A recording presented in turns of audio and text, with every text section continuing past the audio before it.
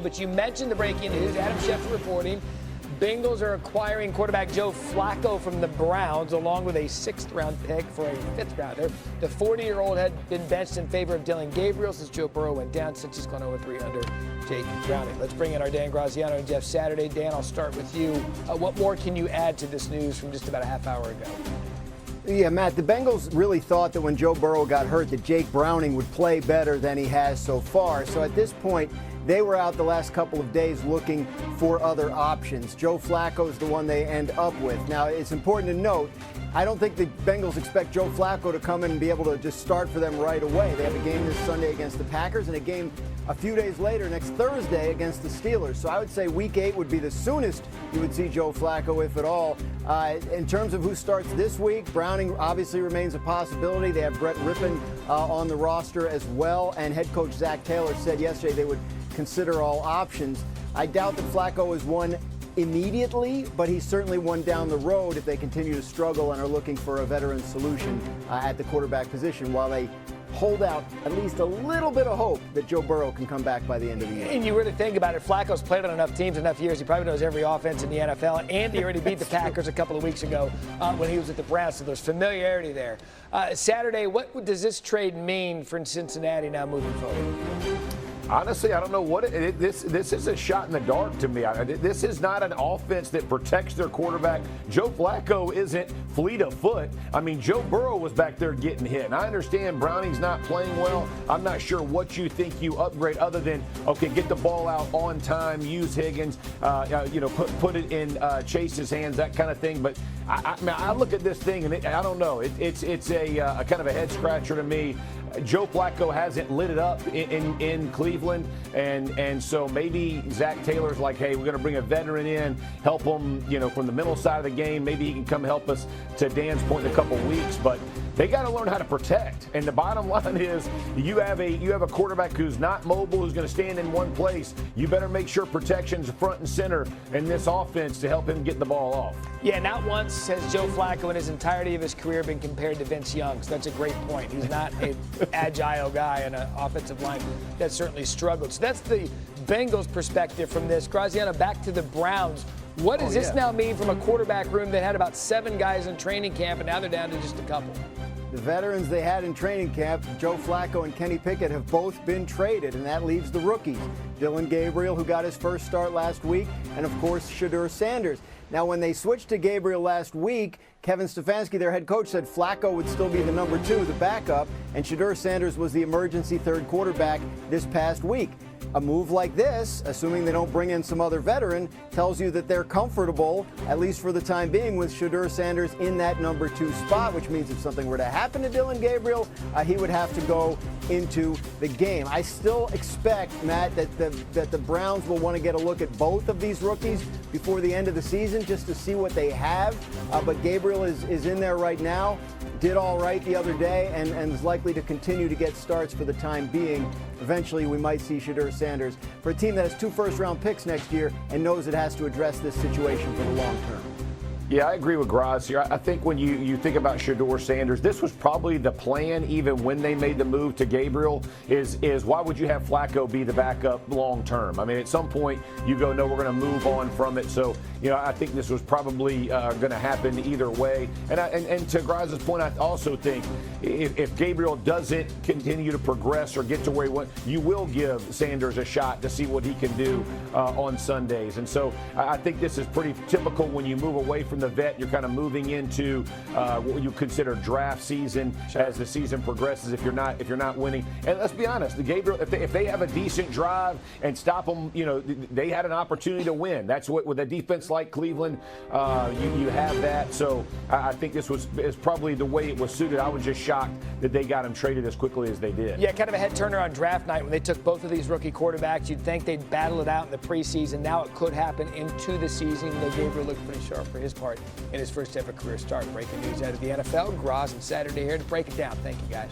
Okay. Sports HQ, where the Cincinnati Bengals have acquired quarterback Joe Flacco from the Cleveland Browns. That is the latest from our NFL insider, Jonathan Jones. Now, the Bengals have been struggling since Joe Burrow went down with a toe injury, losing 3 straight to fall to 2-3 on the season with Jake Browning at the helm. And this week, they are on the road to play the Packers on Sunday afternoon. And with that, we've got guests here joining us now. We've got our NFL analyst, Lige Douzable, and Aditi Kinkawala, who has the league covered. We know you're working sidelines. I'm joining you there, too, sometimes. So let's start with this, guys, and I'll start with you, Lige.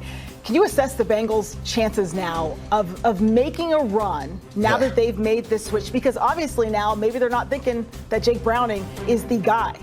Yeah, Tip, this is a bit of a head scratcher, and to me, it also smells of desperation by the Cincinnati Bengals.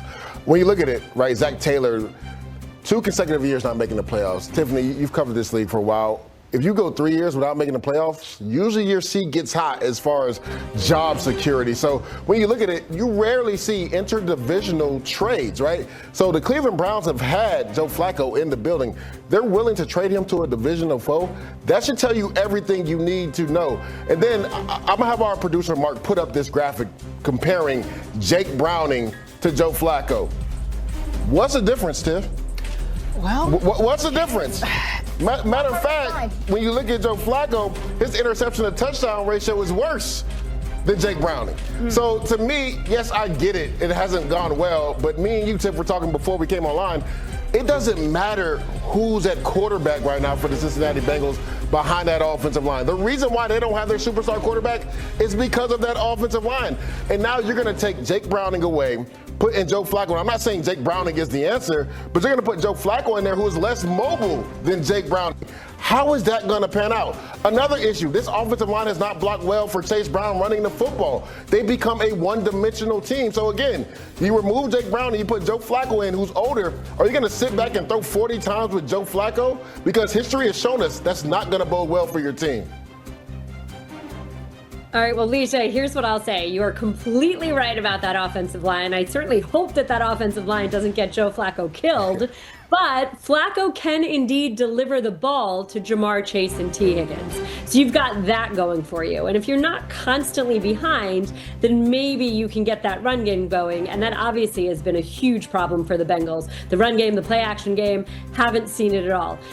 The thing I would say, guys, my mind is blown. Correct. Why would you send a quarterback to a division rival right now who could actually put the ball in the hands of your playmakers? You had an opportunity to completely bury the Bengals. Why would you do this? And the Bengals, I'm going to come back to another quarterback that the Browns had during training camp, the one that they actually wanted to start for them, and that was Kenny Pickett.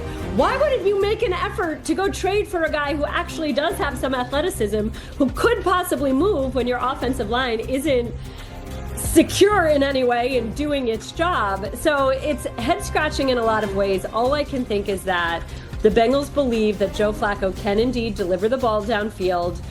The Browns know that Deshaun Watson is getting healthier. Kevin Stefanski just gave an update. When I talked to Deshaun myself during training camp, he said that he was ahead of schedule as compared to when he had hurt the Achilles before.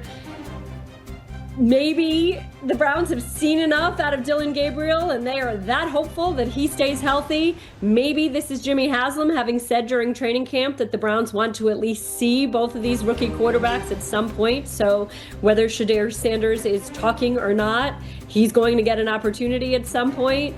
But I certainly feel that Joe Flacco is indeed an upgrade. He can indeed still throw the ball to Browning.